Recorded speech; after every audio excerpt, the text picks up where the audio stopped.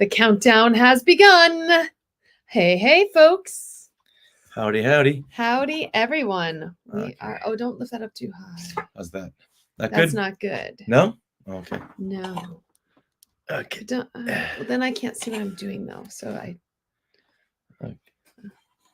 Okay. Sorry, we're still rearranging things, but I gotta be able to see. How's that? That's better. Good. Now I can see. No. Then We there's too much need to headroom. see Santa. Oh, but there's still too much headroom for us.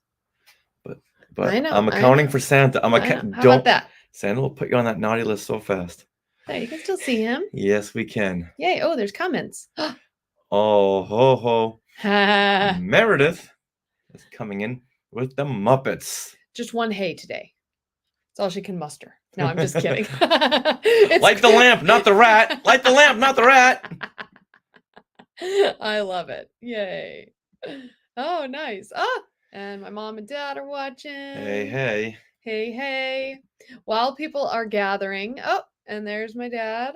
While people are gathering, I want to show off our latest, my latest Christmas gift, but it's an advent calendar, so I got to open it early. Right? Yes. I can show them. Okay, this is things we want to share before we actually start the show because you guys get to see it. Yes. Let's see. Get Kohl's. What does this mean? Do I get a Kohl's gift card? Is that like Kohl? I don't know. I never go to Kohl's. Interesting. Oh, I don't think we have a Kohl's around here. we do. In Seal Beach area. Like if you go that way and get off that Seal Beach Boulevard, it's there. Anyway, but check it out, everybody. My obsession with the new emotes has been fueled because I got an advent calendar of new emo, which are the cute little things. So we've opened up 4 days so far, and I'll show you what we opened because they're so cute. While we're gathering. Okay. So first of all, it's Mickey Mouse, and he's got cute little green pants because he's a special version, and he's got fun little glittery skin, glittery black Glittery skin. ears. And the whole body, his whole black part of his body is glittery. You know what that means? What? Mickey's a vampire.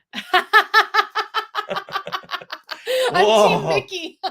Whoa. Oh my god. And then look at this cute little sweater, and the hat came in day 4, I want to say, right? Yeah, now Mickey is a monkey. Now, but what about Mickey? Who's Mickey missing? Hold Mickey. Okay. Who's Mickey missing, everybody? It is Minnie! A little green and gold polka dotted Minnie Mouse with little gold shoes. Oh my gosh, and she has the same cute little glittery skin. And she's so adorable. And they can hold hands. There's magnets in their hands so Yeah. they can connect. They can you could pose them. Oh my gosh. And as Spencer says that Mickey's like the Carrie Fisher Mickey because he's been glitter bombed. Yes, indeed. And Carrie so much Fisher fun to have with Minnie. this. And so then day 3, look, they got their very own Christmas tree. How cute is this? Yeah, Mickey came in day 1. Minnie came in day 2, but we just got it yesterday. So we're opening 2 a day because we have to catch up, right? So yeah. That's what Sarah keeps telling me anyway. Yeah. So tomorrow, who knows what we're going to open? It's more like clothes. It should be clothes, like festive clothes that all my little new emos can wear. But it's bonus that it came with these glittery Mickey and Minnies that are vampires. I'm very exciting. And a Mike Nesmith hat. Uh-oh, Meredith says, dang it, I'm done spending money this year. Meredith, it's okay because they're actually hard to find. These new emo boxes. They're not available at Disney anymore or Shop Disney. They're sold out. So I actually found mine on Mercari. But yeah. I think Sarah got hers back in January. Yeah. But look, okay, this is funny. Because we're all here and we're all gathered, I'll just undress Minnie right now because it's so funny. And you have to undress them to dress them in other things. But look, she's got like a little camisole. How funny is that? A little camisole underneath her cute little dress. Anyway, I wanted to show you guys that because I'm excited. She was very happy. I wouldn't let her open up her new ones today until she was done with her chores. Until we went on our walk, Yes. and we did. Okay, thank you, sweetie. I wanted to show those off. Okay. And I want to show it off with you guys, the Skywalkers, because we can. Mm-hmm. And as Happy Pierre, 6 days before. Oh my woohoo, God. 6 days. Slow down. I Slow know. down, December. Slow it down. All right, Richard, I need you to speak. We were just in October. We were just celebrating Halloween. And then all Okay. of a sudden, Life Day came up. And then Thanksgiving yeah. spun around. Yeah. Then all of a sudden, it's the Christmas season. It was crazy. Crazy. Now, doesn't the Christmas season start at Disneyland like in October next year? No, that's the Oogie Boogie Bash. Oogie that Boogie Bash starts in July. August. It's August. That Halloween time starts in all August. right. Even for me, that's too soon. So next year, Halloween time starts in August, which is earlier than ever. Or the Oogie Boogie Bash does. But Christmas holiday time at Disneyland starts later than this year. I think a week later. I think it's like November 15th or something. So they're giving themselves some time in between the Halloween ending October 31st and like November 15th, I want to say, to decorate for the season. So yeah, it's good to know. But next year we are going to be sharing some more content from Universal Studios. Yes, we are. And we want to thank Disney for shutting us out. Disney shut us out during that last week of Christmas, so we'll go spend our money at Universal Studios. That's right. We're going to check out Grinchmas. Mm-hmm. And we just bought season passes. Yeah. So Disney, watch your back. Mm-hmm. There's a new sheriff in town, and his name is Universal Studios. And they're starting to do more annual pass holder days at Universal Studios too. So we're going to report back on that. And it gives us a free Halloween day. Yes, a free Halloween Horror Nights pass with the highest level annual pass. Disney, do you ever give us an Oogie Boogie pass? No. So it sells itself. Do you make us reserve ahead of time? No. Yeah, no reservations. Disney, you know what happens when you send your customers somewhere else? The competition will get them. Mm-hmm. I built an whole industry based on that. That's true. so that's what's coming next year. We'll have a lot of stuff to report on Christmas Day and beyond. Yeah. And Meredith is making a good point. She wouldn't want to be at Magic Kingdom or for Christmas or New Year's. Yeah, I think Disneyland's a little more forgiving when it comes to Christmas there. Like I've seen the lines for Magic Kingdom. Just to get into security, someone was showing like this line to get into security went all the way through the parking lot. Yeah, I saw that video too. Like it was crazy. No. Whereas for some reason Disneyland is much more manageable with crowds, especially if you come in the middle of the day. Yeah. We would. Yeah, you don't go at rope drop. No. Not on a Christmas holiday, but if you're coming in from out of town, then you want to do the rope drop because you want to squeeze every second you can out of that Disney day. I get it. Yeah. Oh, Spencer was just there at Magic Kingdom. Yes, it was nuts for Mickey's Christmas party. I bet. Yeah. Spencer, did you go to Mickey's Christmas party? Sounds like he did. How exciting. For his birthday. He went on a birthday trip. Yeah. Yeah. Fun. Okay, guys. Well, we are going to record our episode. How about that? Yes. But we love hearing all of your comments and seeing all of your comments as we record. So, of course, we're going to do that. This episode, though, I think we've done the most research for in a long, long time. Yes. At least I have. I know, Richard, you're the one who usually plans episodes more, but this time I took the reins and I've been working all week. You did a lot of work on... And watched a lot of Christmas carols. A lot of Christmas carol renditions. Yeah. Lots and lots of them. It was fun. All right, so I'm going to hit record. All right. This is already recording. Yes. Okay. Do you need anything else? So, did you want me to share this clip? If it's convenient. Okay. And did you label it Today in Star Wars History? Yes. Okay, let me see. Yes. Oh, right here? Mm-hmm. Okay.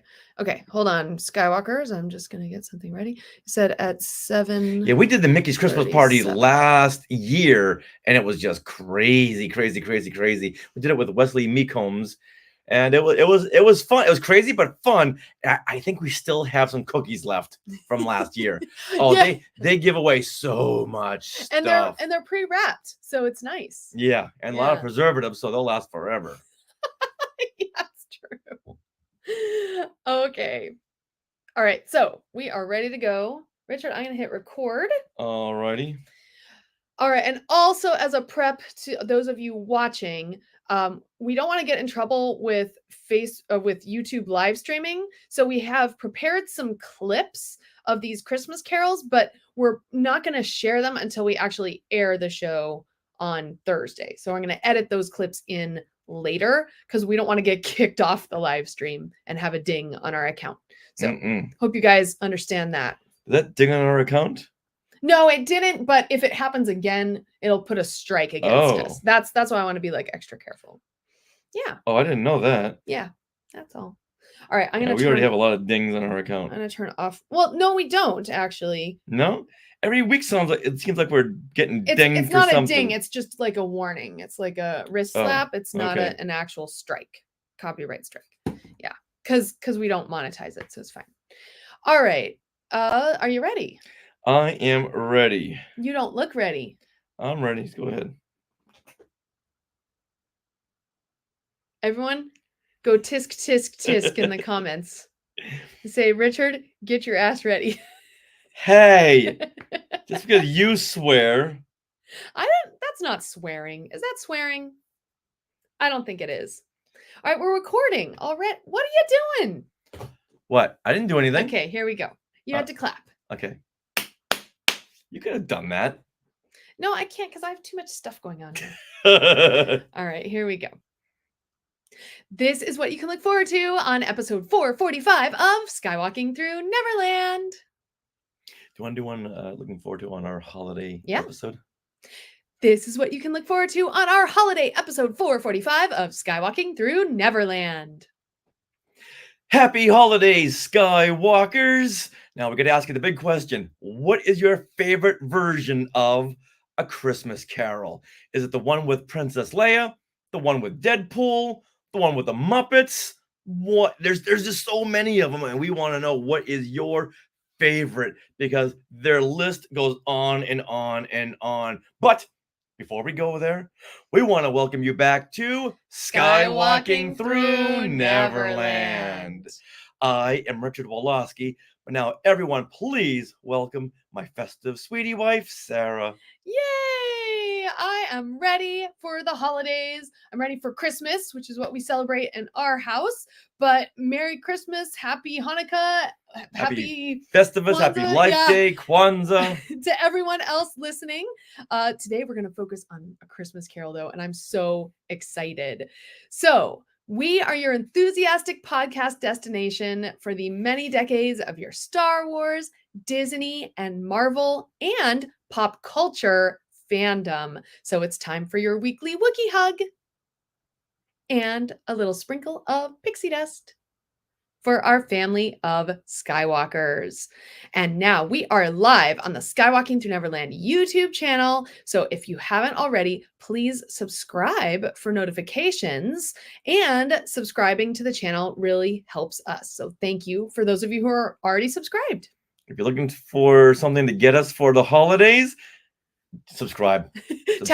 Take your friend's phone and subscribe. Just subscribe, and that'll be one of the greatest gifts ever. That's right. Of course, peace, love, and understanding comes in up top as well. Peace, love, and understanding, and subscribing to the YouTube channel. There you go. All right, now in this episode, we are talking about A Christmas Carol. So first, we are going to delve into the history of A Christmas Carol. Then we're going to explore its pop culture impact. And also along the way, we're going to tell our history or our favorite versions of A Christmas Carol and rank them. Yeah, we even have your comments as well. Yes, so So many. thank you for So over 50 comments we got on this. This is a big hot topic. yeah, the first like 20 minutes, 50 comments. I know. So apparently y'all got a lot to say about A Christmas Carol. Yes. Now, we are being sponsored by Small World Vacations, and they are a diamond level Disney vacation planner travel agency and can help you book your trip to a Disney park around the world. And best of all, their service is free. Yep, free of charge. So head over there to smallworldvacations.com today and tell them Skywalking Through Neverland sent you. Or whisper Skynet. Now, we are recording this from Long Beach, California on December the 19th, 2023. Oh my gosh. Yeah. Time. Stop. Yes. Stop time. Please, please. And this is going to be our last episode of the year because we're going to spend some time with family and friends. Yeah. Then come back with 2023. A look back on 2023 and beyond. And look forward to 2024. Yes. Yes. Our year-end wrap-up. Mm-hmm. All right. Well, before we do that, Richard, though, what happened today in Star Wars history? Well, I'm so glad that you asked because 46 years ago today, 46 years ago, on December the 19th, 1977, Mark Hamill guest starred as Luke Skywalker on NBC's The Bob Hope All-Star Christmas Comedy Special. Now, if you were born in the 60s or early 70s, you grew up on these holiday Christmas specials. Now, Bob Hope, he did one every single year. I never understood his humor. Yeah. Because it was just so, there were a lot of innuendos and stuff for the older people. But this time, in 1977, he had Luke Skywalker on. How awesome. This was fantastic. And who else was a guest star on this episode? The Muppets. And wasn't Olivia Newton-John Olivia on as Newton-John there. Yeah, this is Oh my gosh. pre-Grease too. Yeah. Oh wow. Oh wow. Yeah. Interesting. Oh yeah, she was a big pop star before Grease. Pre-Grease. Pre-Grease. Oh, you said pre-Grease too, but I think you meant TOO. Oh. Like pre-Grease. This was pre-Grease as well. I will never make a reference to Grease too. Okay, oh, just come know on, that going Michelle in. Pfeiffer, the guy is so cute. Come on. Yeah. Okay. You have to see it when you're like a teenager girl.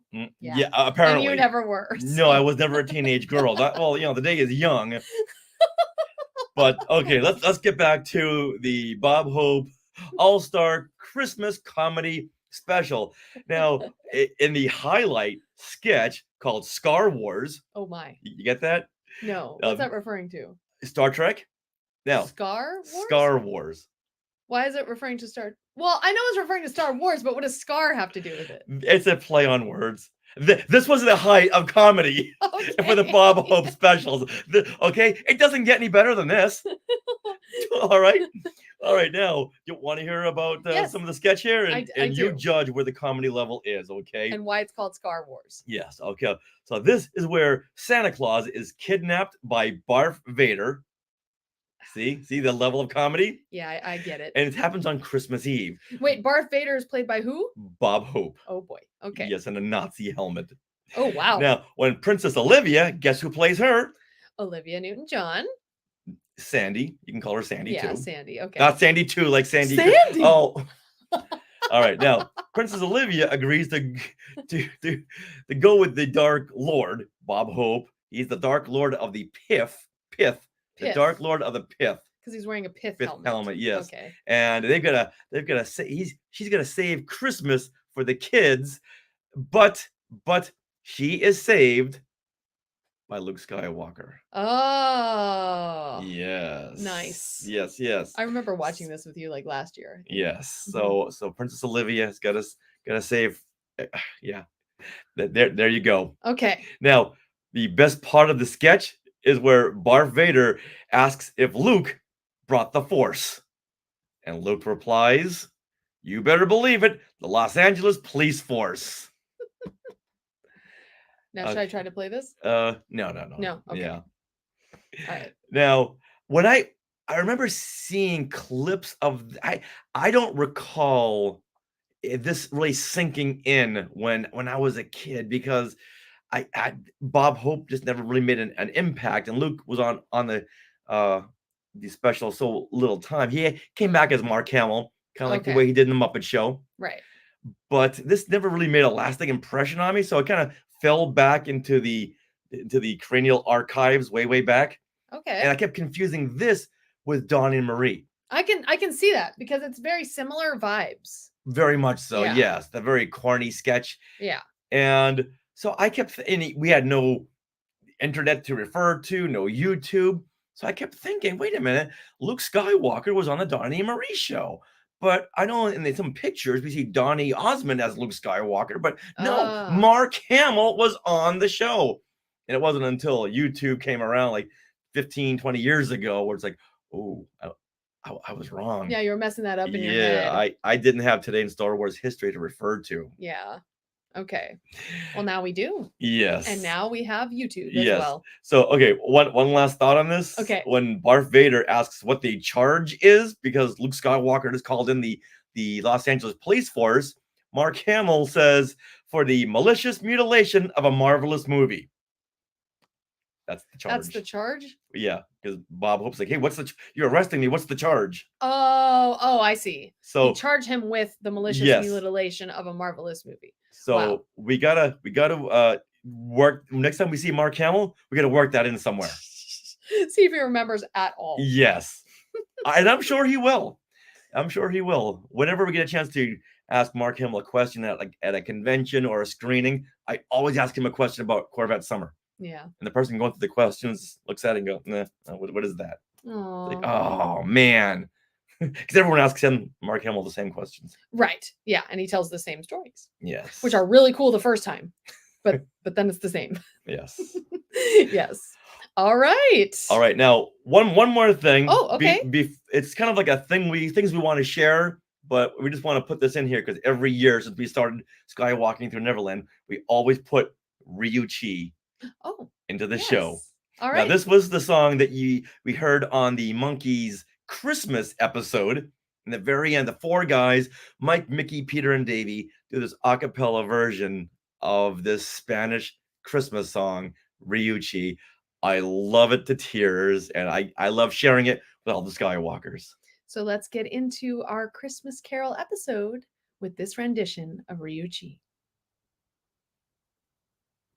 Okay, perfect.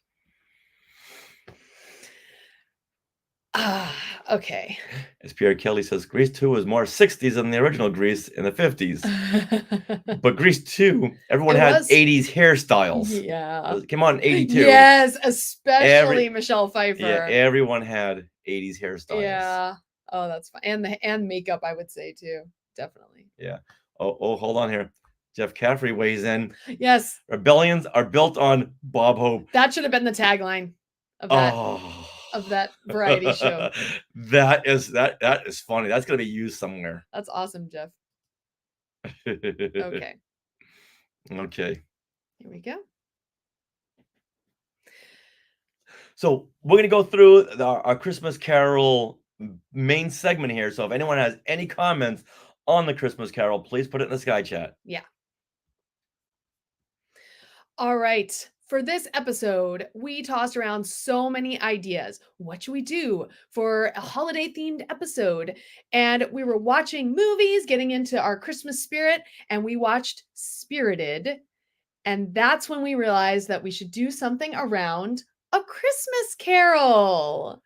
And I mean, I love the book. It's originally made by Charles Dickens, written by Charles Dickens. And we quickly fell down a rabbit hole of the history of this Charles Dickens story and got more and more excited the more we learned. So we're going to share this with you. And we thought it'd be really fun and edutaining to go over the history, spotlight some of our favorite renditions. We have a lot of your comments that you left on our social media platforms. And we have a list of some of the most noteworthy films of the last 100 years based on A Christmas Carol. Yes. There's a lot. There is so many. And in fact, we did so much research for this episode. We're going to have a complete bibliography in our show notes. So make sure to refer to that. So everything we've learned will be in the bibliography there. Mm-hmm. Yeah. All right. So first of all, I think we should learn a little bit about the history of how A Christmas Carol came to be. So spring of 1843. Charles Dickens is living in the UK. He's 31, and he first conceived of this project as a pamphlet intended to change the public perception of child labor because he was reading a government report compiled by a journalist friend of his. And he was also visiting factories in the north of England, which are really more like workhouses where people lived and worked, including children. They worked like 12, 16-hour days. They lived in these squalid, horrible conditions. And the report that Dickens read contains several interviews with children themselves. Whoa. Wow. Yeah. How forward thinking is this guy? It was like he was doing podcasts before a podcast, like getting interviews with the actual people involved. So basically at this time, the 1840s, child labor in England is really out of control because there's this unprecedented population growth into the cities, from the country to the city, because this is the beginning of the industrial age, the industrial revolution. Mm. And so these people, these very poor families are trying to find work in factories. And what do families have an abundance of? Children. And they have children. What will children work for? The least amount of money. Yeah. For per hour, basically, in factories. And factories just needed people to like push a cog 12 hours a day into one space, just like this was the beginning of that age and things weren't automated yet either. Right. So this is way before the advent of HR. Yes. No human resources in any of these factories. Exactly. So these children, they'll work for the cheapest price. They're exploited by factories. And Charles Dickens himself also worked for a time at a factory when he was 11 or 12. His family fell on hard times because his father was thrown in a debtor's prison at one point for like a year or two because he got in debt. Now, I don't get debtor's prison, something like that, because, if they're in prison, they can't be earning. Right. And if you're not earning, you're not paying back. I don't know if the debtor's prison was kind of like attached to a workhouse and maybe they had to work off their debt. Well, that would make more sense. I think that's kind of, I don't know though. Like that's not something I researched. Mm-hmm. Yeah. All right. Well, so Charles Dickens saw this plight in 1843 and was like, I want to do something about this. Already at this point, he had about 3 different hits. What is it called? Author. He's an author. Right. He's a well-regarded author. Major book author. Successes. Exactly. Although his last 2 books hadn't done very well. Yeah. All right. So he planned on calling this pamphlet An Appeal to the People of England on Behalf of the Poor Man's Child.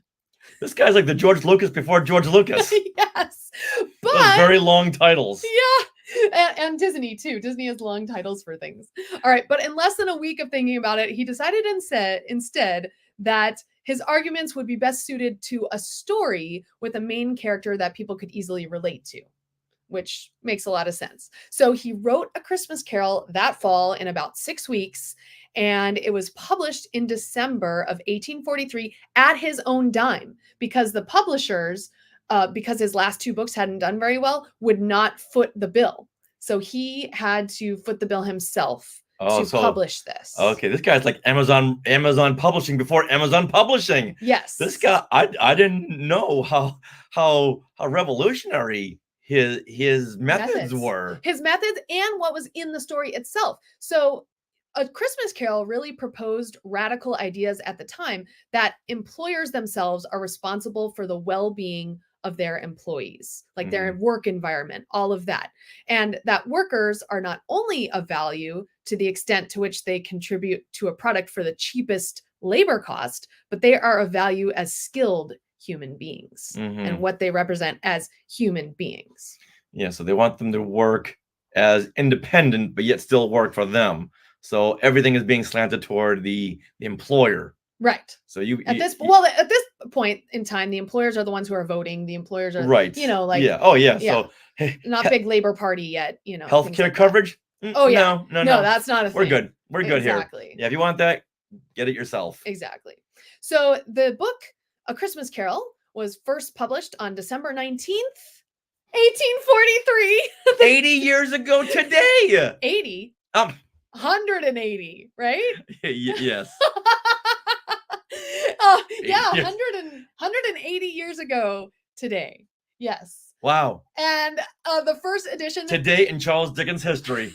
Brought to you by Today in Star Wars History. And I believe he published 6,000 copies in the first edition, which were sold out by Christmas Eve. This was an immediate smash hit. Oh, And by 1844, the next year, the novella had gone through 13 printings, and it has never gone out of print wow. since. Wow. Yeah. I wonder where the original Christmas Carol is located. The original? Well, it's in London. Okay. That's where he said it. Right. But Yes. where is that original manuscript? I don't, probably in England somewhere, I would Mm. imagine. Mm-hmm. That's a good question. In fact, someone who wrote in our comments, Preston Postle, is a connoisseur of A Christmas Carol, so maybe we should ask him. Oh, most definitely. Yeah. So now, before we go any further, Mhm. I know A Christmas Carol is very ubiquitous, but just in case some of you need a little backup, what is the story summary to A Christmas Carol? All right. So this is the TV guide blurb for A Christmas Carol. Yeah, a refresher. Okay. One evening, all right, Ebenezer Scrooge is a money-hungry, selfish businessman. And one evening, he meets 4 spirits. Jacob Marley, his one-time business partner who has passed away, the ghost of Christmas past, the ghost of Christmas present, and the ghost of Christmas yet to come. Now, those 3 ghosts show Scrooge his outlook on life and his greedy behavior towards others, especially his top employee, Bob Cratchit, and how it's affected his whole family, especially Bob's handicapped son, Tiny Tim. Now, after seeing himself in this greedy, money-grubbing way, Scrooge becomes a compassionate and loving man just overnight. Mm-hmm. Now he promises to hold Christmas in his heart every single day of the year. Yes. Isn't that nice? That is nice. And it's a big journey for Ebenezer Scrooge. Oh yeah. Yeah. Someone go from 0 to 60 overnight. Yeah. Dark side of the light side. Yes. Now, there are like over 100 versions of this tale that have either been told in poetry or in opera or in ballet Movies, or TV shows, TV specials of the week, musicals, video games, animation. Yeah. So we're going to go over kind of a what is that called? Like a Cliff's Notes version of some of those. But right now, before we do that, we're going to bring up our favorite versions, our history with A Christmas Carol. Mm-hmm. All right, so you go first. Now, what is your? I think I gave it away at the top of the show. But what is your favorite? Before, no, you didn't. No. That was even another one before that one. Yes. So how were you introduced to A Christmas Carol, and is this your favorite? Okay.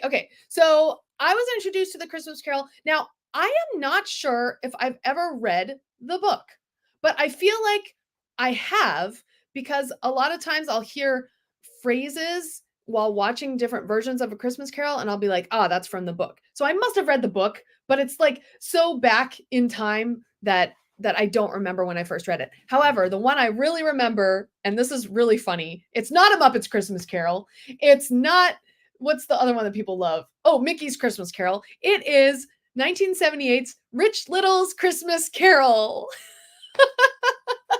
Now, this is so funny. My dad had tape recorded this off of TV because this is my mom's favorite version of A Christmas Carol.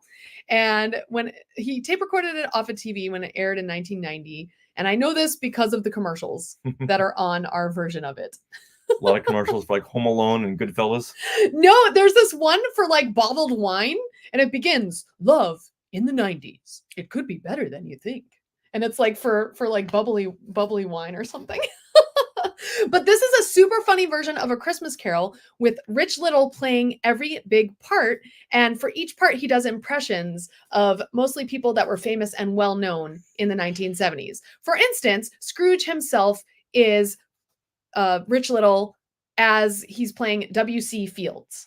Okay, now I don't know who W.C. Fields is, and when I was a Oh. kid, I didn't know half of who these impressions You're were. showing your age. I am. So who's W.C. Fields? Is he a He's- drunk? He's a drunkard character, very much in the Laurel and Hardy era. Those kinds of characters, Abbott and Costello. He's the big drunkard who never liked kids. Okay. Get away, kid, you bother me. Okay, perfect. Well, yeah, he makes a lot of reference to like adding booze to like his gruel at the Well, beginning that and makes things like that. sense. Yeah. Yeah, he's got a big red nose. Yeah. Now, okay, who shows up on a bunch of Christmas specials in the 70s, Richard? Is it my favorite comedian, Paul Lynde? Yes, it is. So here, Rich Little does an impression of Paul Lynde, who plays Bob Cratchit. So Bob Cratchit is Paul Lynde. Why did you just get the real Paul Lynde?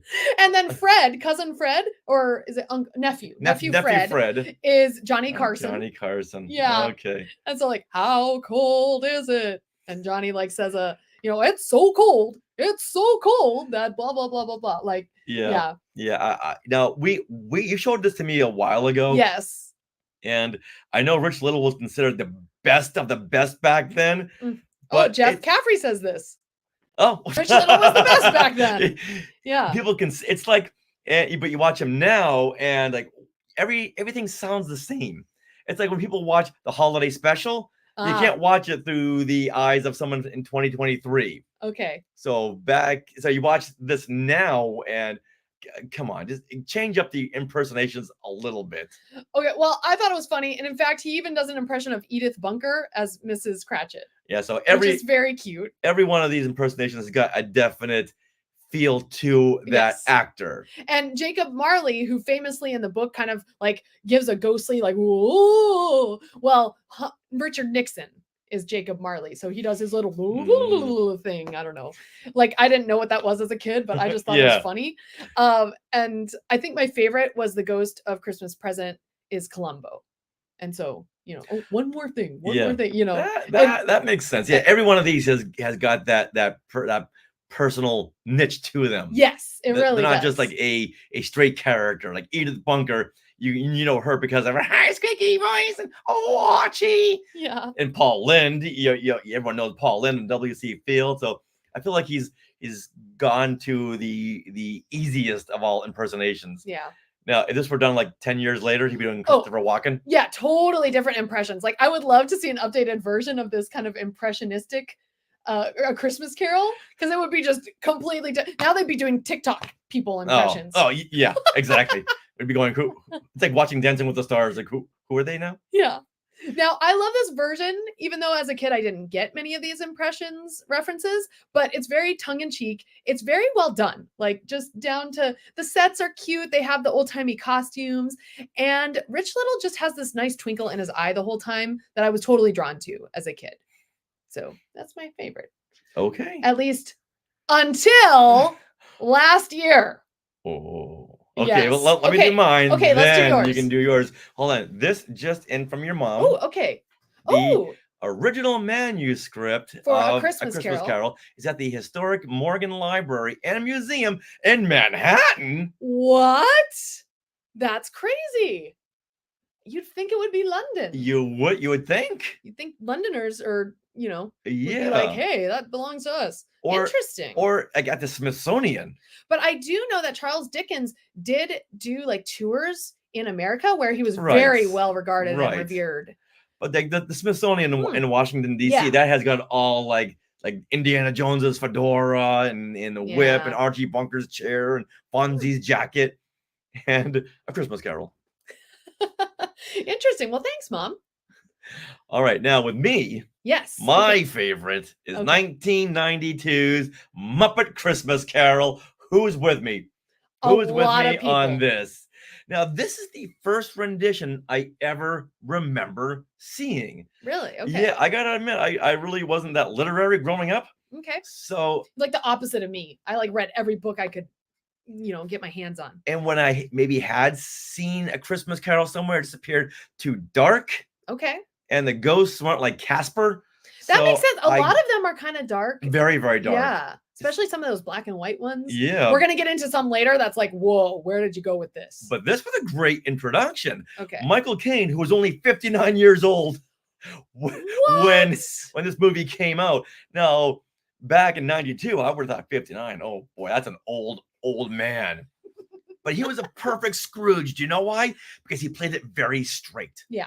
I agree. Next to the Muppets, who are like, yes, and you see the Muppet Show, you see the Muppet movies, and everyone has got like an over the top performance, really to match the Muppets. Yeah, and he plays it very, very Royal Shakespearean, and I really connected with that because he wasn't talking down to the audience. Right, and that's important. Yeah, and I think when you're at any age, when you see people talking down to you, you check out. Now, speaking of dark, this was a very dark Muppet movie. You look at the Muppet movie, The Great Muppet Caper, Muppets Take Manhattan, very light films. This was very dark, but at this stage of my life, I like the dark. Okay. And so that was How another old are you? way. Oh, 92. So you were yeah, like in your 20s? I was 23. Yeah. Oh my gosh. Okay. And this movie felt very real, like a real movie, aside from the singing cows and vegetables and horses and rats. This felt like a real movie, and it was shot like a non-Muppet movie. And when I worked in creature effects, a lot of the people I was working with worked on this movie. Wow. So that big crane shot over the village, they were explaining that to me, and oh my goodness, this is the large crane and a huge model. Wow. I was bowled over. That's amazing. Yeah, just talking to people who worked on that film, and it was like, oh yeah, that movie, yeah, I worked on that, I did this and that. It's like, oh, slow down. Yeah, I need a podcast now. And the different Muppeteers and how they had you have these little small puppets, and they had to really crouch down and hide inside boxes to make these small mice work. Rizzo the Rat too? Yeah, Rizzo the Rat. And okay, it's hard to beat the comedy duo of Gonzo and Rizzo the Rat. They are the Laurel and Hardy, the Abbott and Costello. Now, I'm sure there's more modern duos, but I can't think of them right now. Yeah. But Gonzo, he plays the Charles Dickens, and he takes the audience through the story. He's like the narrator. Yes, basically. yes. And Rizzo, he's more like the audience, the kind of the tongue-in-cheek. Yeah, he brings the kids up to date. I think, yes. too, right? Oh, very, very much so. He's like the comedy a little bit. Right. Yeah. And then who plays Cratchit? Kermit. That's Kermit right. the Frog. Of course. Yeah, and it's very heartbreaking to see his son Tiny Tim, played by Robin the Frog. The little cute little Robin. And knowing that in one Scrooge timeline, Tiny Tim doesn't see his next birthday. No, I see an empty chair by the fire. Yes. An empty crutch. Empty crutch. Yeah. Now, I got to ask, is A Christmas Story the first story to deal with timelines? A Christmas Carol? A Christmas Carol, yes. Not Christmas Story. That's a whole different movie. Oh my God. That is a very good question. Yeah. Skywalkers, let us know. Yeah. Is A Christmas Carol the very first story to deal with multiverses? Yeah. We can go somewhere with that. Shadows of things that have yet to come. Shadows. Yeah. And the branch. Oh, Loki. Loki needs to get in on this. Yeah. Now, I'm not a big musical theater person. Musicals not my. Every once in a while, something will grab me, like Moulin Rouge or Chicago or Into the Woods. Some of the Disney films. So Rob Marshall, basically, you're a Rob Marshall fan. Yes. Wish. I love that, but for everyone that I love, there's a couple I don't like, and for me, songs just take me out of the story. Oh, okay. You're into the story, all of a sudden, we're gonna stop for a song. Well, I think for you don't listen to the lyrics as much. You just see it as I listen to more of the tune. Yeah. Yeah. Yeah. And that's in musicals, you really have to listen to the lyrics because that's what's taking you through the character journey. Right. And it kind of more like reiterates what just happened. Like, well, I'm right here. I saw what just happened. Right. Well, a good musical, the music is what is taking that character through their journey. And I get that. I so get that. But I want to get right to the story. And it's a Muppet movie, so it's got to have music. Yeah. And music by Paul Williams. Paul Williams coming back. Who has been on Talking Apes a couple times, right? Yeah. Yes. Yeah. So that would be my favorite rendition of A Christmas Carol. Okay, Meredith Duckworth is chiming in. She says that Michael Caine was determined to treat Muppets as actors. Oh. Which makes a lot of sense. And I feel like he did an incredible job. He has a great turn in this story. Like I was crying by the end. Oh, he was He's fantastic. fantastic. Yeah. Yeah. Well, okay, Meredith also says that Tim Curry was determined to be a Muppet in Muppet Treasure Island. Oh, that's what it. Okay. Yeah, and you know what? I never really thought about it until now. Yeah. I wasn't really crazy about Muppet Treasure Island. I don't think I've seen it all the way through. Oh, yes. Speaking What of is which, I worked the Muppet Treasure Island screening, What? and look, What is this right here? look this How did you have this? here. It happened to be right here behind me, the world premiere. And there's me dressed as a pirate with Kermit and Miss Piggy. Wait, so this is your ticket in, like your Yes, lantern? I was working the event. Oh, so you were a pirate I was a pirate. working the world premiere. I forget what I was doing. Oh my god! Maybe how just working the room. funny. But I just happen to have that right here. Look at that. Do we still have that jacket, right? Oh, I still do. Yeah, Yeah. that jacket was given to me by the costume department from Full Moon Entertainment. Wow. They had just done their own version of Treasure Island. Oh my And god. I don't know why they gave this jacket. This jacket's a big, wool, beautiful Oh, it jacket. is. It's still holding up today. Yeah, got it right here in our costume room. Yeah. I'm sure they gave it to me. If not, it's yours now. Yeah, but yeah, go see one of those full moon pirate movies. You'll see that jacket. Oh my god. what are the chances I got this like right behind me? That's crazy. I don't think I've ever seen that before. Wow. I left it there just in case we had this discussion. There you go. Everything here is like an arm's reach. Well, Meredith thinks that that's amazing and awesome. Well, good. All right, now I think we both agree on a next favorite Yes. version of A Christmas Carol. Yes. Okay. And that would be Spirited. Last year, Spirited became neck and neck with Love Actually as my favorite Christmas movie. Oh, hold on. I gotta drop this mic somewhere because Okay. I think Love Actually it has to go on top because it's so quotable. and nostalgic. Right. Right. But Spirited, so like you are not as into musical theater stuff. I freaking love musicals. If something is a musical and I didn't know it, I'm like, woohoo, I'm there. I just love a good turn of phrase. I love a So good this melody. explains your whole passion towards Rogers the Musical. Yes.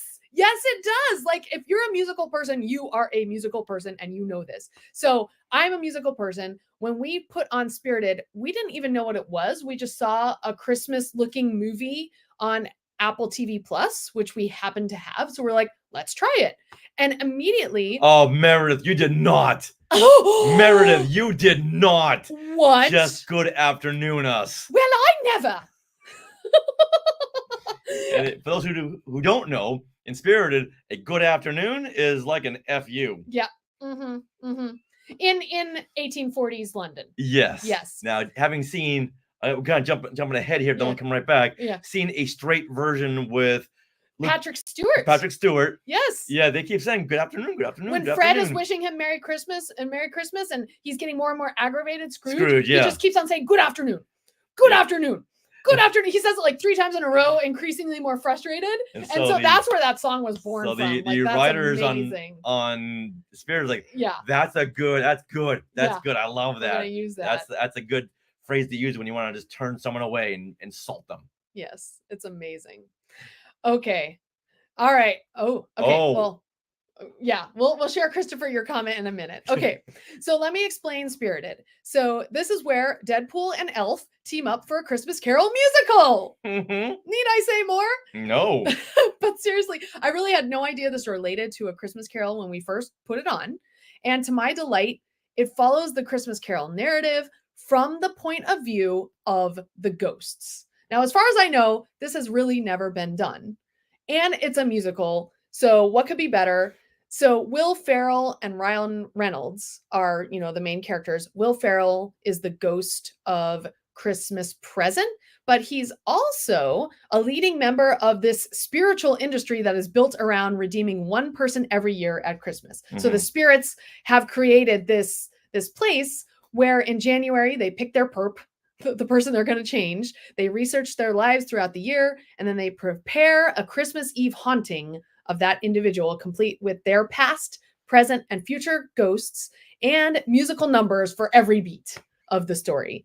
And what's so fun about this is that this musical picks up right when they have just redeemed someone, and then they have to pick their next perp for the year. And so they pick Ryan Reynolds, who... They pick who? They pick Ryan Reynolds. Yeah. And he's the owner of an ad agency that weaponizes social media for his clients' gain and his profit. So already he can reach a lot of people, but he's doing it for bad. So how's he different from everybody else out there on social media? Yeah, really. But what's cool about this story is it's not only Ryan Reynolds' redemption, but it's also about Will Ferrell's story and overcoming his fear of being human again. Because apparently if you're a spirit and you've done your time as a spirit, you can then request to be human again. And so they even take a side turn into Will Ferrell's past, which is how they end up in 1840s London. Right. Which is super fun. And that's where they sing this whole song about good afternoon, good afternoon, good afternoon. It's so cute.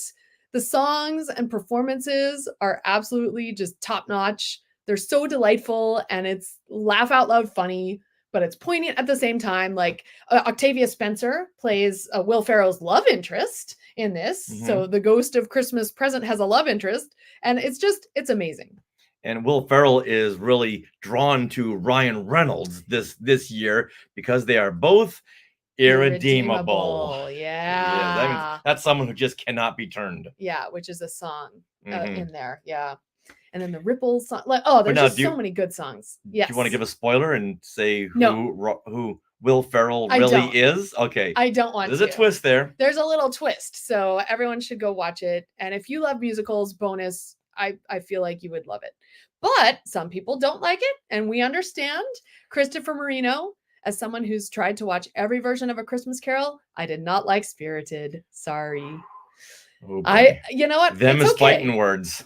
It's okay, to each their own. I'm gonna watch it every year from now on because I love it. Then why are you crossing Christopher Marino off our Skywalker list? You know what? He's irredeemable. The circle is now complete. Yes.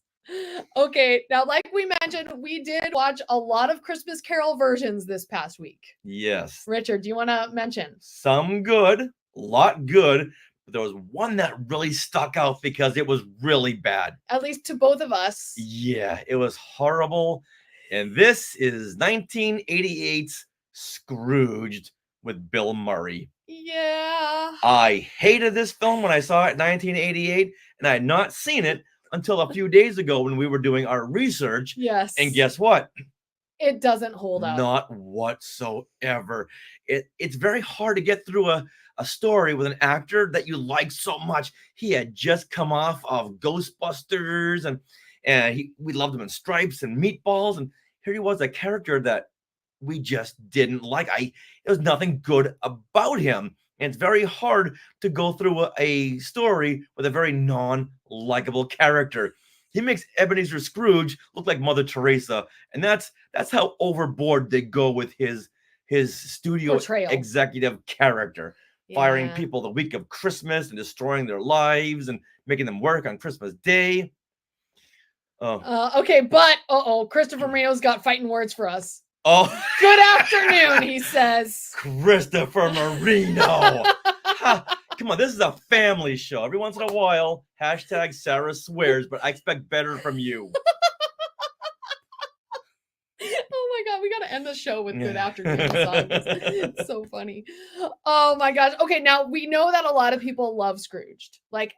But why? Why? I think they think it's like Bill Murray and his Bill Murrayist is what I've heard.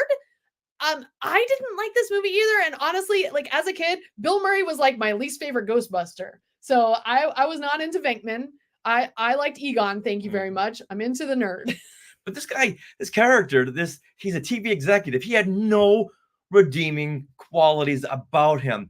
But he goes from antagonist to protagonist as fast as you can say he slimed me. In a 7-minute monologue.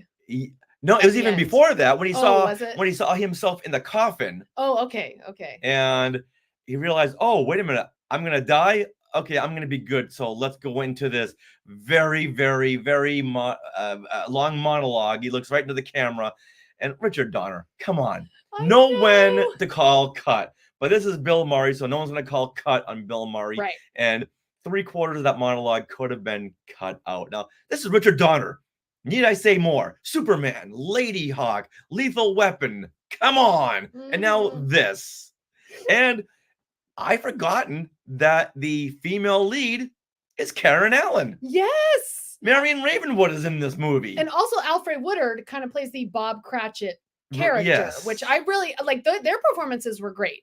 Like, I really liked that they were involved in this. And Carol Kane plays one of the ghosts. I think she's the ghost of Christmas Past. Yeah, I think so. Yeah, she's always good. Yes, and I like the scenes where she's hitting Bill Murray. Yeah, that's what we wanted to do to him. Okay, wait a minute, what is Meredith saying here in the Sky chat? We quote the Have you tried Staples? All time in my house. I don't remember. I think that's something he says to Marley character, but I don't remember, because again, like, I don't think I've ever seen this movie all the way through until we watched it last week, so it doesn't have any nostalgia factor for us. So we get it, like, if people have nostalgia for it, and there are some good things that they did to update the story for the 80s, but we just don't like it. It's not our cup of tea. Yeah, he takes Ebenezer Scrooge to like the nth degree. It's once you're there, how do you come back? Okay. Christopher is saying, I worked on a TV show. His portrayal of a TV exec was perfect. And that's why no one likes TV executives.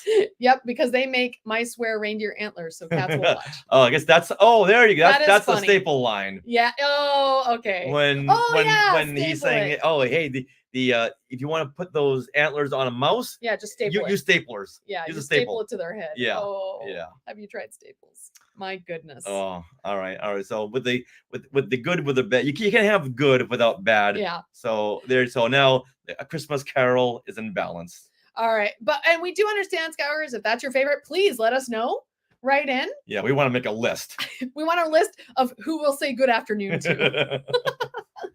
All right.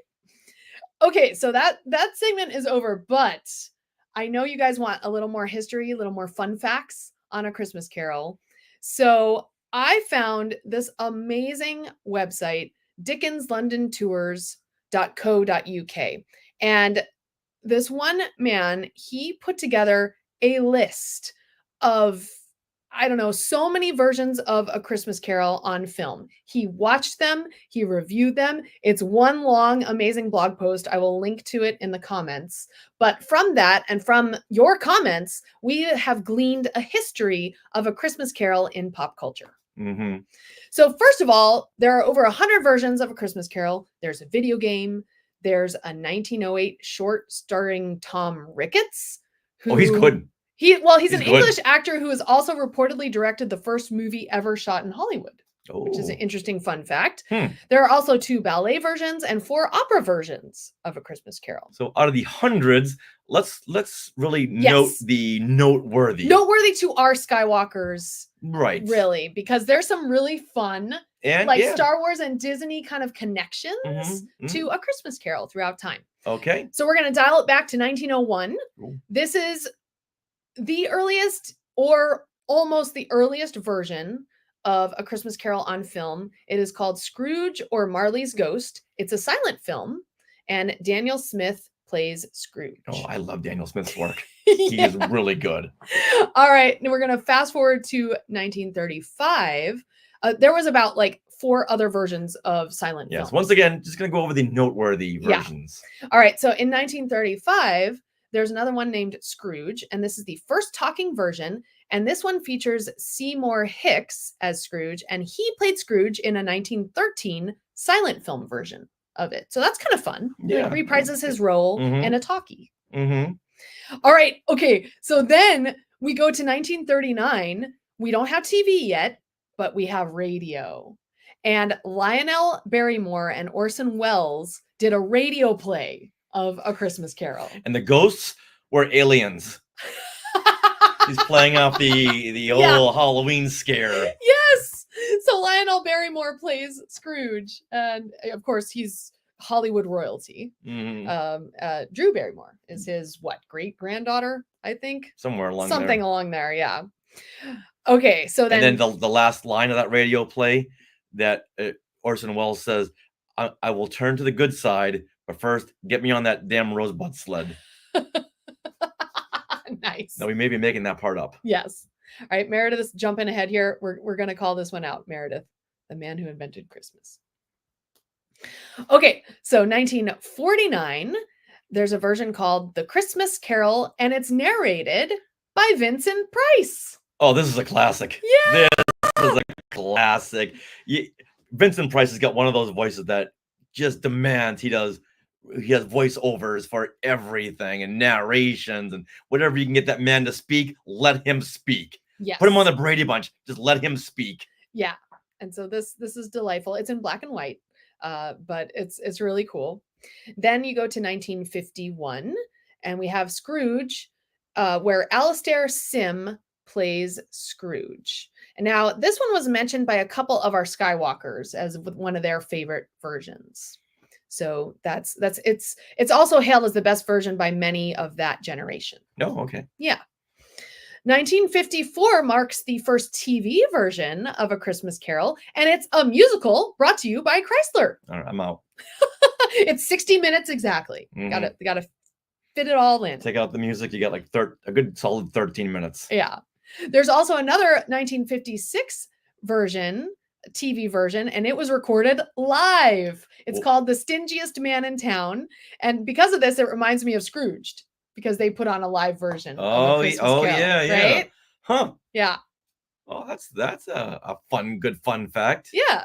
Okay, so we have movies, we have silence, we have talkies, we have TV versions. Well, in 1962, we get an animated version. And this is the most truest form of A Christmas Carol, okay? Sir Patrick Luke Picard, you know what? Take a back seat to this one right over here. This is 1962's Mr. Magoo's Christmas Carol. Woohoo! Which was mentioned in the comments of our Oh, good, as yeah. well. This is the first animated version, the first animated on TV. Yep. Comes in at a good tight 60 minutes. It was on NBC. Yes. This how else could you do A Christmas Carol than with a guy who sounds like Thurston Howell III who keeps bumping into things because he won't open up his eyes? And that just screams, let me be in A Christmas Carol. And Mr. Magoo himself played Ebenezer Scrooge. Mhm. Yes. And the songs were written by Jules Stein, who did the music, and Bob Merrill, the lyrics. And they were famous for having written Funny Girl music as well. Yeah. Now, should we just stop there? Where do you go after Mr. Magoo's Christmas Carol? We are only in the 60s, and I think you really want to talk about this one, Richard, because this has a Talking Apes connection. Planet of the Apes connection. This is from 1964, Carol for Another Christmas, written by Rod Serling, who wrote one of the early scripts for Planet of the Apes. He wrote some early Planet of the Apes TV scripts. So this guy's got Planet of the Apes all over it. And he's also well known for creating Twilight. What is it called? The Twilight Zone. Yes. Or writing several episodes. Yeah, we used to see him all the time at DCA when he would go into the Tower of Terror. He'd be right there. Yeah. Okay. Now, what's interesting about this version is that it's not a straight retelling of A Christmas Carol. This one's got apes. No, it's actually conceived and paid for by the UN, the United Nations, to air on TV. And it has the Andrews sisters in it. It has a very spooky opening. And it's not set in England either. It's more set in the US. And it mentions war and statistics and what could have nuclear bombs. So it's almost it's updating to the society of that day, where everyone was scared that nuclear war would wipe out the planet. And that's what he did for Planet of the Apes, brought the current day political landscape into Planet of the Apes. Now, spoiler alert: Yeah. the Ghost of Christmas Future is the Statue of Liberty, and he finds him in the sand and the beaches of Malibu. Spoiler alert: that is not a real fun fact. Richard is making it could up. be. It could be. You know, I haven't seen it, but you know, all signs point to the Forbidden Zone in the Statue of Liberty. I'm just that saying. would be so awesome. That would be so funny. They did it. They actually. Damn you! Damn you! You blew it up. up. Damn you! You blew up Christmas. Oh, this. Where's the Planet of the Apes remake on this? Now that Disney has got Planet of the Apes, it could be coming anytime soon. Yeah, but I think this is a very astute retelling because back in 1840s, Charles Dickens wrote this tale to kind of show people, hey, this is what's happening in our society. Oh, yes. Let's change. So by updating it, Carol for Another Christmas, by updating it to tell, okay, this is what could happen to the world with the development of nuclear bombs. Let's change. It's very interesting. Yeah, as Meredith says in the Sky Chat, Rod Serling has a deep understanding of Uncanny Valley and what we should be afraid of and what we don't listen to. Yeah, he shows a mirror to the society. Guys, look what's going on out there. Yeah. Why are we acting this way? All right, moving on to 1970, where we get a Star Wars connection. This version of Scrooge is a musical. Albert Finney plays Scrooge, but who plays Jacob Marley? Ben Kenobi. That's right, Sir Alec Guinness. Yes. I'm ashamed to say I haven't even seen this or heard of it until now. You can find most of these on YouTube, like straight up. You can watch the whole thing. We're gonna play clips on our actual episode. Yeah. Oh, Christopher Marino says he has seen the Rod Serling one, and it's a real mind bender. Wow. Yeah. Good stuff. All right. So then I have to mention the 1971 animated 25-minute version because Alastair Sim returns as the narrator. Now, if you remember that name, he played Scrooge in a silent version and the first talking version of this tale. And now here he's back to not reprise his role, but be the narrator for the 1971 version. No, I think that's cool. Meredith also says in the Sky Chat, how many times has Albert Finney been in A Christmas Carol? A lot of times, I would imagine. He's like the Patrick Stewart. Oh, okay. of the day. Okay. Yeah. Okay. So I'm sure there's a lot. Yeah. But now, do you know who I wish would play Scrooge? Who? The Fonz.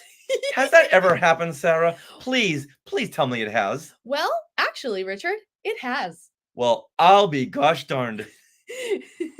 In 1979, there was a version called An American Christmas Carol.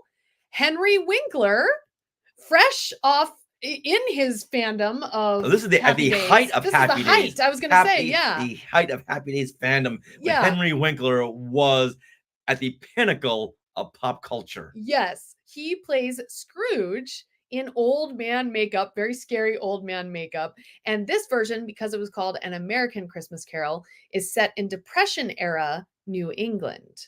And so Henry Winkler plays miserly businessman Benedict Slade, and he's visited by three ghostly figures who resemble three of the people whose possessions he had seized to collect on unpaid loans. Oh, that's even better. Yeah. Than the Charles Dickens story. I know, right? Yeah. So be careful who you step on the way up. Exactly. So he has to face the consequences of his skinflint ways. And I believe he's in a mining town or something, and he refuses to reopen a big business that would give jobs to hundreds of people in the town. That's how the setup, basically. Oh, I like that. Yeah. But I just don't like the fact that they made him go, bah, sit on it.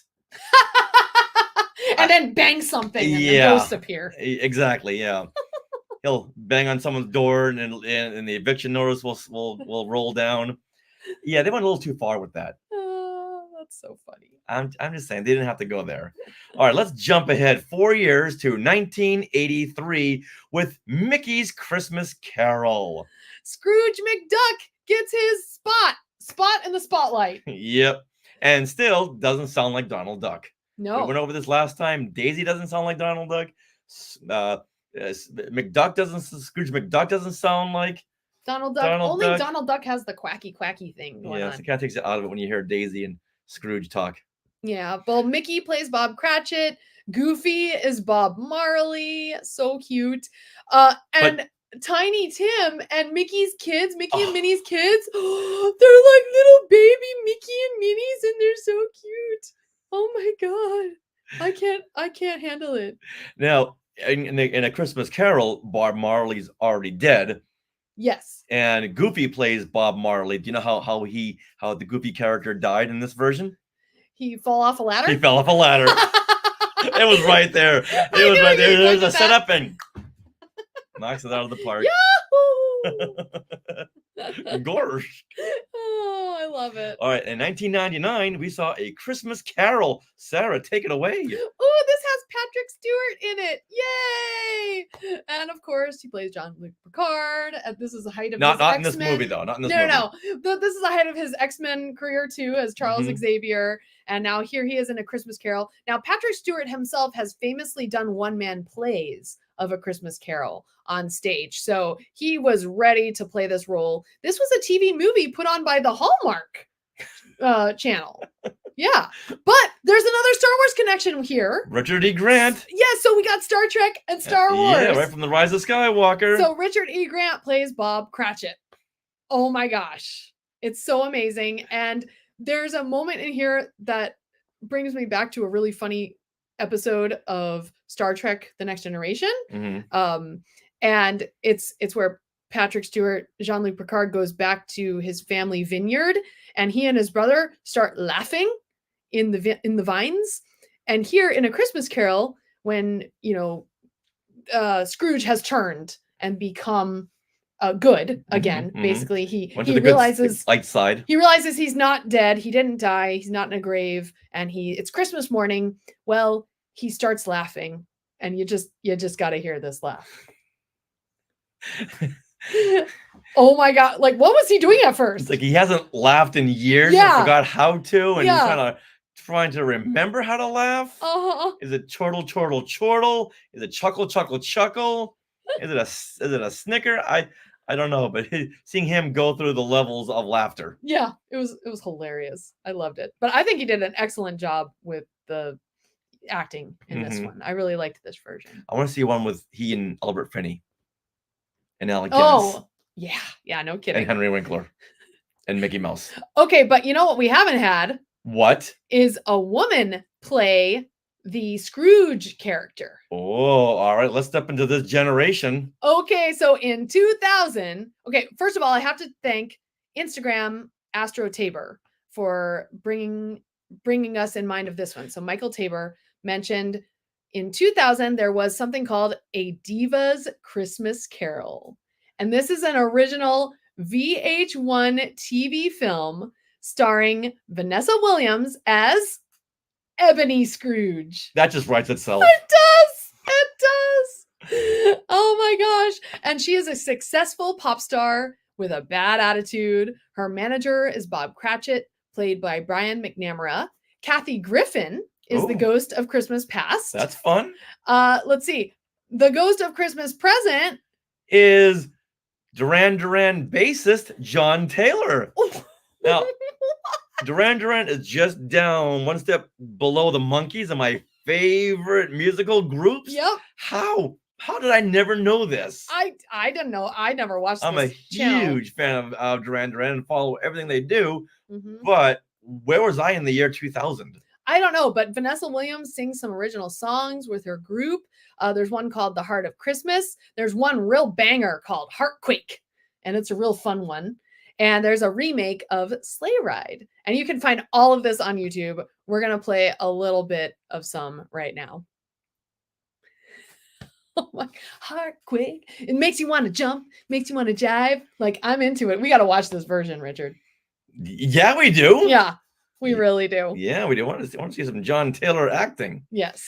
All right. Now, there was another version of A Christmas Carol in 2009. This was an animated movie with Jim Carrey by Rob Zemeckis. Yeah. This was a Christmas movie directed by Rob Zemeckis, and it was like the Polar Express. Mm-hmm. Are you an animated film or are you not an animated Right, film? right. Pick a lane. Yeah, you can't do that uncanny valley. You're almost like a human, but you're animated. Like that's just weird. Yeah, almost too photorealistic. If you're gonna do that, just go live action then. And no one mentioned this version in Of course not. in our comments. I forgot all about it until you brought it up. Yeah. Now we did see this was all over the place when we were in London. Yes. On In our 2009, honeymoon. we were in London on our honeymoon. There was apparently in the movie, there's a part where Jim Carrey is flying through the streets of London because they can do this with CGI.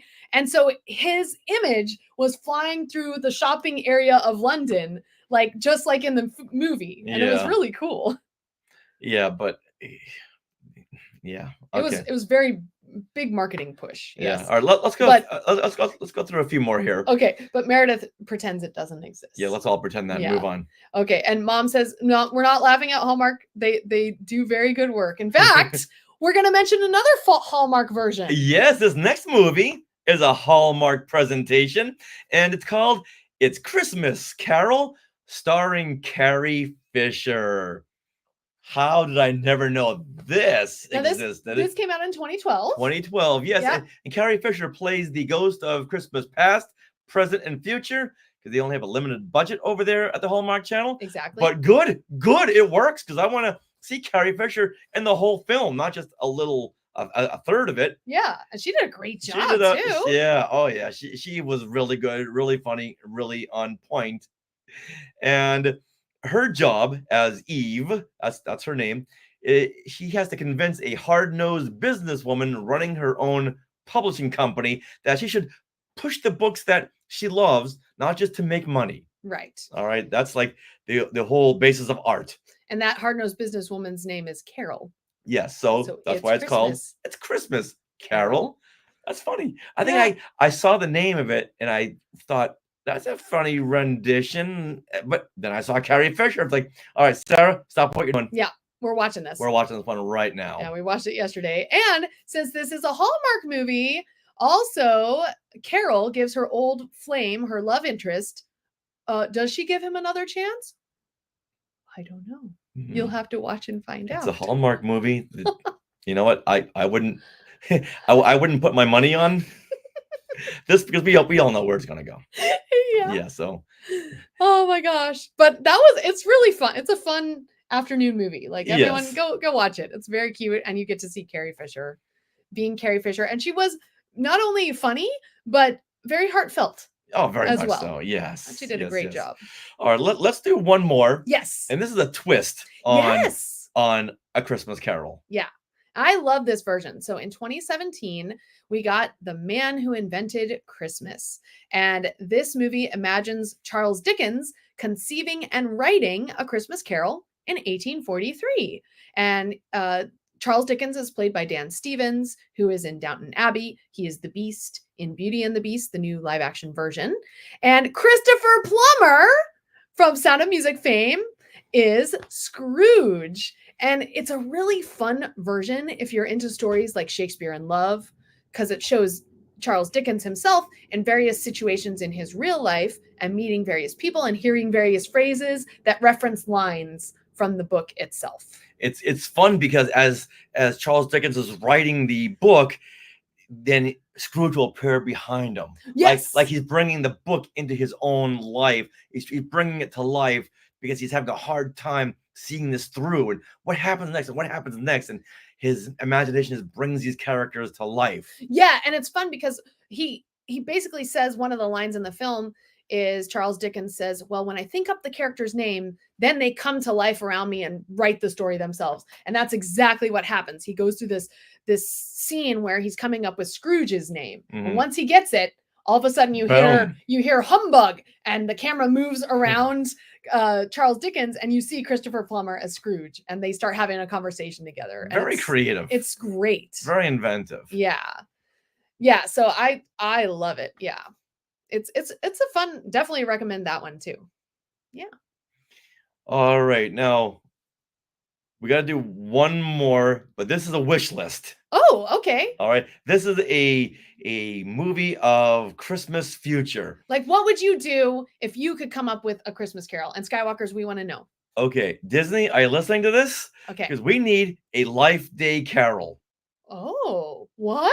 Why has this never been done? So not a Christmas Carol, but a Life Day Carol. Carol. Okay. Yeah, where what a happens? young Jedi is having these dark side tendencies, Oh, and he's visited by the Force ghosts of Life Day past, who's Yoda, Life Day present, who is Anakin, and Life Day future, and that's Ahsoka. it writes itself. Where? Disney.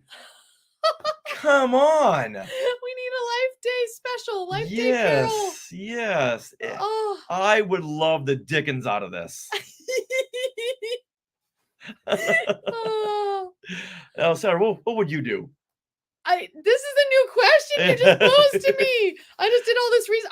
I'm stuck in the past. I need to reel myself into the future. That sounds amazing. But let's just go with this one. Okay. A Life Day Carol. I love that. I do love the versions I know these stories are very, it's conceived, Scrooge. I love the versions that have women in it. So like It's Christmas Carol, where it features the woman changing, I think those are cute. So I feel like I would do something where it's more either female focused or maybe a kid is having a bad attitude and needs an adjustment or something. I don't know. I can see Julie Andrews Ooh. doing the same thing that Carrie Fisher did in playing all three ghosts. Yeah. You can't cast Julie Andrews to play a ghost. That's too beneath her. Okay, I got it. All right, are you ready for this? I am now. Okay, this is going to be A Princess Diaries 3. All right, so Princess Mia Thermopolis has grown and she's gotten a little curmudgeon-y and a little set in her ways, and she's let the kingdom kind of fall in disrepair. And so Julie Andrews comes back as the queen. Maybe she's passed away and now she comes back as the ghost to show Mia that no, you need to go stay true to your roots and your kingdom and change her ways, and the kingdom is better for it. See, it's right there. Yay! There you go. Oh, I love it. It's kind of like Hook, where Peter Pan yes. grows up and he's all about, I gotta work.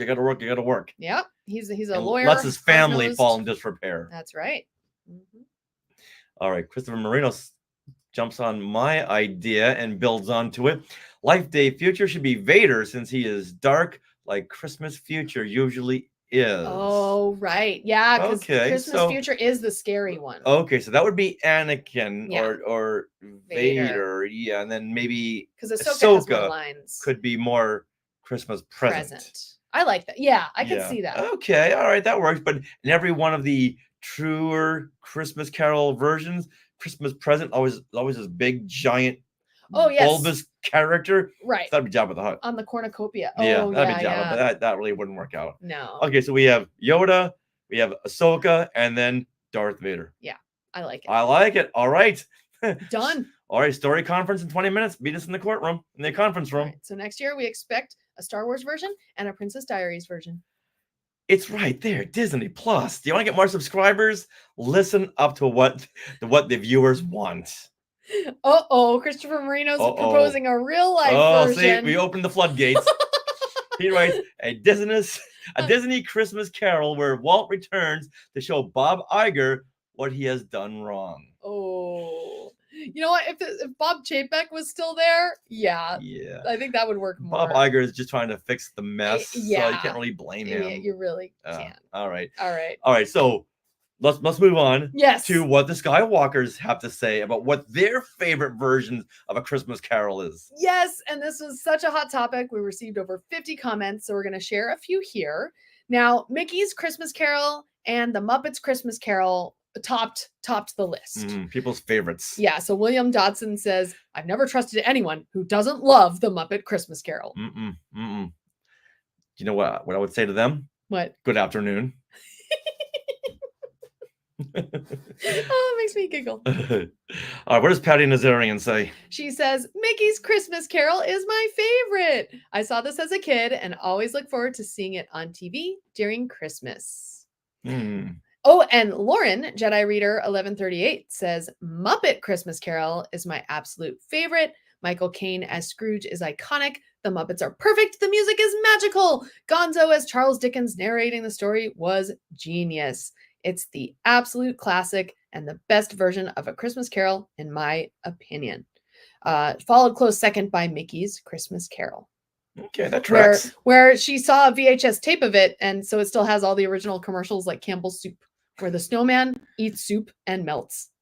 Oh, I remember that commercial. And the Hershey's Kisses playing "We Wish You a Merry Christmas." I remember that. That was on the Rich Littles version too. The ding ding ding, yeah. Ding ding ding ding ding ding ding. Oh yeah, that was perfect. Ding ding. All the little Christmas kisses of the bells. Yeah, I love it. Okay.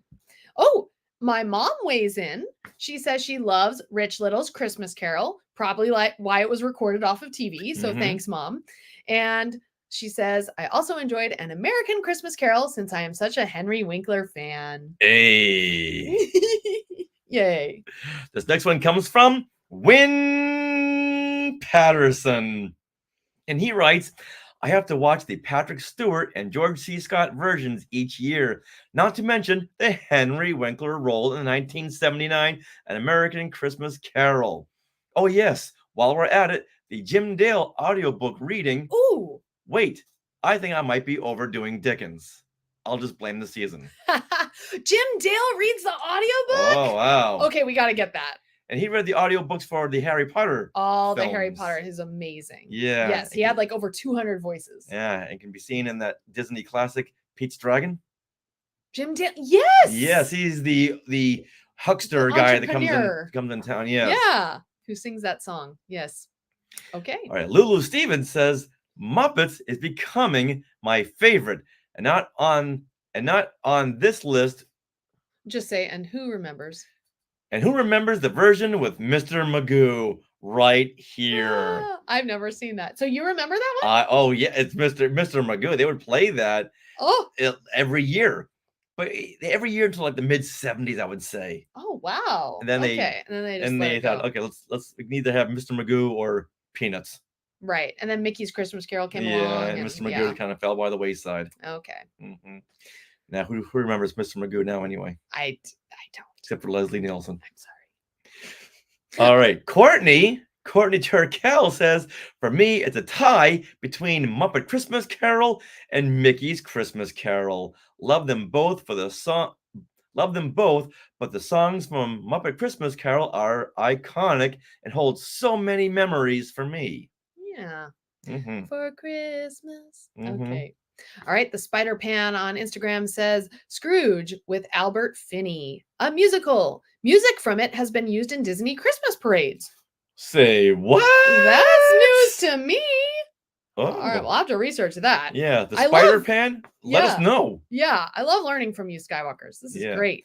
And Christopher Marino. Hey, right there in the Sky Chat. Yeah. All right, Christopher, you say my two favorites are the 1951 with Alastair Sim and the 1938 with Reginald Owen. Wow, dialing it way back. Mm-hmm. Nice. But have you seen the silent film versions? Mm-hmm. Yeah. All right, David Dollar, he says Scrooged is, in my opinion, the best version. It's also my favorite Christmas movie. All right, let's move on. Good afternoon, David. David, we got to speak to you. Please call us. All right. Oh, and then here Michael mentions A Diva's Christmas Carol with Vanessa Williams. It's hilarious.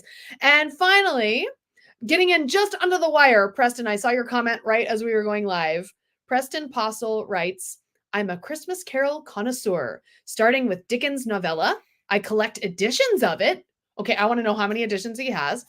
I'm a high school English teacher, and I've taught it, and a drama director, and I've directed a production of it. My personal must-have moment in any version of the carol is Christmas presents revealing of ignorance and want under his robes, a pair of ragged little allegories that were central to Dickens' message. And a lot of versions leave that out, which is interesting. Wow. Yeah. The only version I saw do that is the Patrick Stewart. Patrick Stewart. Yeah. And it's ignorance and want, and if they become too prevalent in society, then society breaks down, is basically what he's saying. Okay. Yeah. All right. So Preston goes on to say, I love several productions for different reasons. The George C. Scott version for Scrooge's sense of humor, which is absent nearly everywhere else. Disney's Jim Carrey version, which is truer to the book than just about any other. Okay, that's so if he's a connoisseur of the book, I can see why. And Spirited, absolutely brilliant, silly, touching, modern musical interpretation, which, if you haven't seen it already, you should seek out immediately. And he ends with, God bless us, everyone. Thank you, Preston. And Preston is the gentleman who won the Star Wars fan club contest because he came up with the Star Wars newsletter name, Bantha Tracks. Oh, perfect. Wow. And Meredith thinks that comment is perfection. Yeah. All right, let's go out on top. Absolutely. All right, so Skywalkers, we still want to know your comments and your favorites of A Christmas Carol. Yeah, and did this podcast episode inspire you to watch any of these versions? And we want to hear your comments about that too, because I know we're going to seek out some immediately. Yeah, that Diva one? Yeah. Yeah, that's going to be played tonight. Yep. All right, well, now it's time for shout outs. All right, Skywalkers. So every month we like to shout out the Skywalking Force. That's our Patreon who support us, and we can't thank you enough for doing so.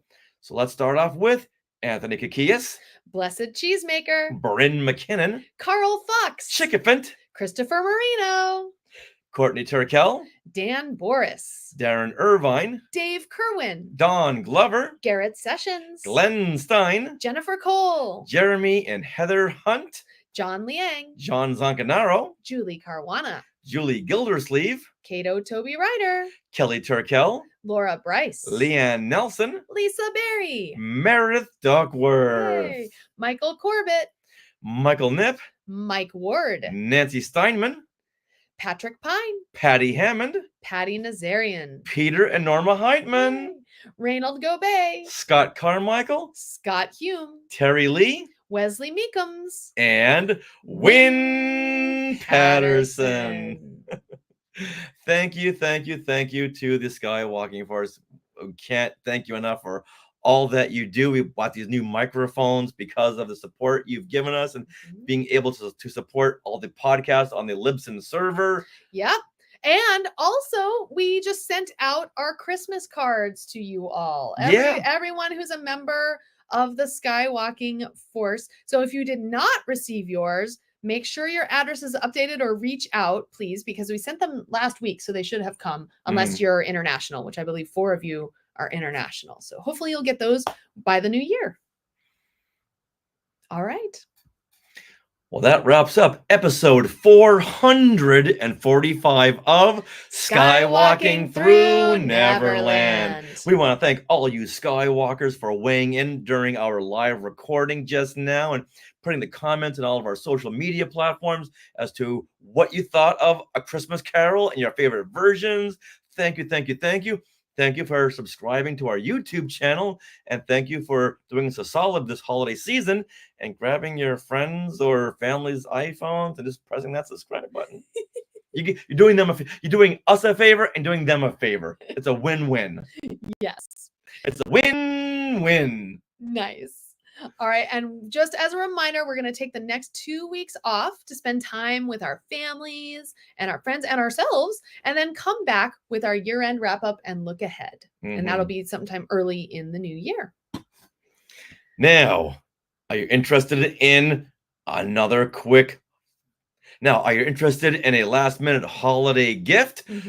Think about today in Star Wars history. Once again, it's a win-win for everybody. You can learn up to date on what's happening in the Star Wars timeline. Today, Bob Newham. Start over. Okay. So, Skywalkers, are you interested in a last-minute holiday gift-giving idea? Well, think about today in Star Wars history, part 1 and or part 2, or Skywalking Through My Fandom, an interactive notebook. And that's once again in and or. Oh, yes. Yes. And they're both available, or all 3 are available now, autographed versions from skywalkingthroughneverland.com/book. Now, do you want a Christmas card from us or a holiday card from us?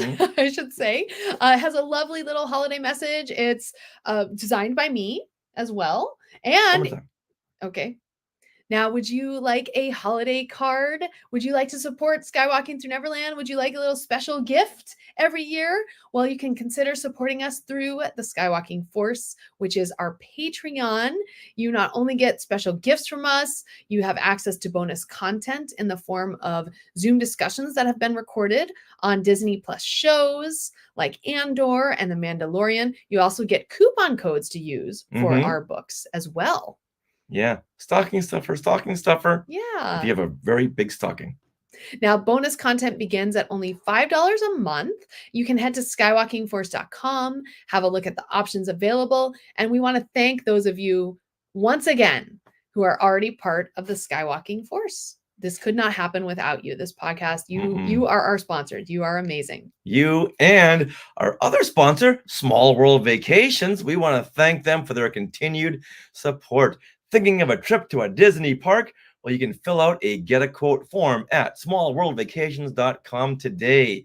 Their vacation planning service is free of charge, so check it out and tell them Skywalking Through Neverland sent you. Now, Skywalkers, get ready. Get ready. We are part of the Skywalking Network. Skynet. Where you can find other great shows like Talking Apes. And the Talking Apes Holiday Special. Yes, which is coming out this week. You can also find the Neverland Clubhouse on our same feed, which we just put out an episode last week on holiday time in the parks. Also, the Max Effects podcast. Totally Tell Me Everything. Star Warsologies. And the YouTube shows Collectopolis and Today in Star Wars History. You can find us on social media. We are at Skywalking Pod nearly everywhere. And on Facebook and YouTube, you can simply search Skywalking Through Neverland. You can also email us with 10th anniversary messages or just comments about A Christmas Carol, anything like that. Share at skywalkingthroughneverland.com. Now, don't forget to stick around for bloopers and other fun bits that didn't make it into the show. And always remember to have a good afternoon. That's right. You took the words out of my mouth. Good afternoon to you. Well, good afternoon to you. I couldn't top that one. And always remember, Neverland on Alderaan. Happy holidays, everybody. Woo! And a happy new year. Okay, while you guys are there, I'm just going to play it. I'm gonna stop. Oh no. Okay. I just want to play Good Afternoon because it's so funny.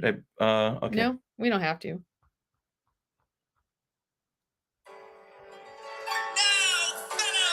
you are in a shady